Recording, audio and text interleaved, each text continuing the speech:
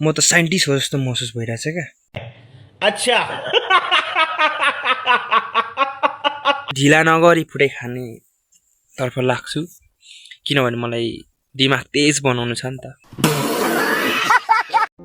Hello guys, welcome to my blog. हजुरहरूलाई मेरो ब्लगमा स्वागत छ। आई होप हजुरहरू र हजुरहरूको परिवार सबैजना सन्चै हुनुहुन्छ होला। मेरो परिवार र म पनि सन्चै छु। र आजको मेरो ब्लगमा चाहिँ म ओखर खाना आँटिरहेको छु हो।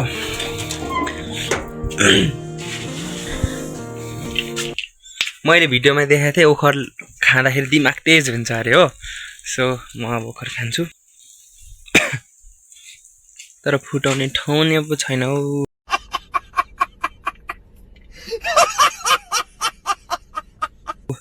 कहाँ गएर फुटाएर खानु भन्दैछु हो।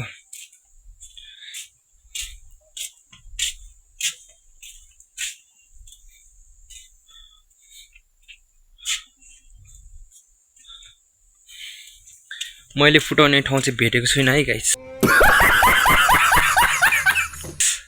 खाने चाहिँ भने फुटाउने ठाउँै छैन। सो धेरै खोज्दा गरेर मैले ओखर फुटाइ खाने ढुङ्गा चाहिँ भेटिसकेँ हो, ठाउँ भेटाइसकेँ हो। यहाँ हेर्नु सक्नुहुन्छ घरकै छेउमा यहाँ छ हो ओखर फुटाइ खाने ठाउँ यो। र मेरो हातमा ओखर छ, ढुङ्गा छ, तरुलहरू त्यसै छ। माघे सङ्क्रान्तिको तरुल त्यस्तै छन्। तपाईँहरूले खानुभयो खानु भएन, हाम्रोमा त अझै पो फ्याला फ्याल्छ साथीहरू।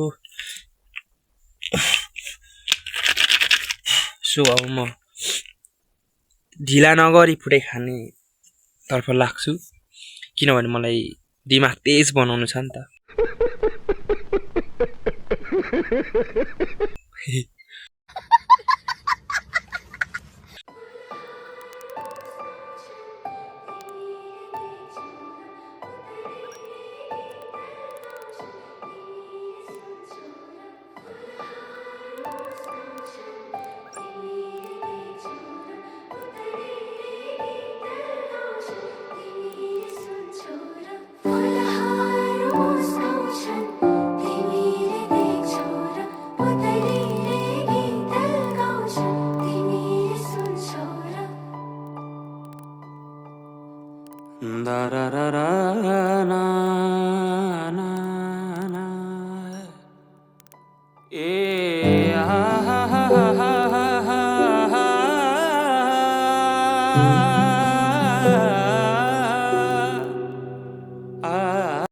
सो गाइज, मैले चाहिँ ओखर खाइसकेँ हो।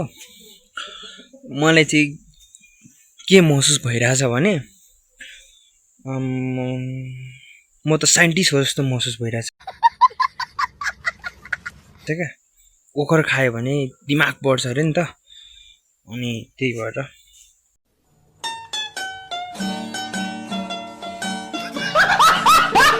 मैले 4वटा मात्र खाएको।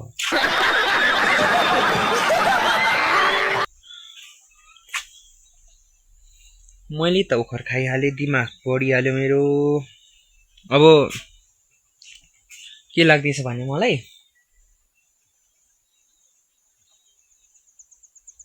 एरोप्लेन बनाइदिउँ कि क्या हो।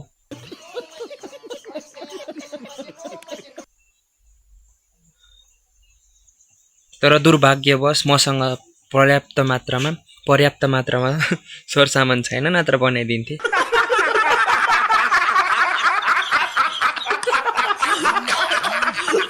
त्यति साह्रो दिमाग आइरहेछ मेरो अहिले ओखर खाएर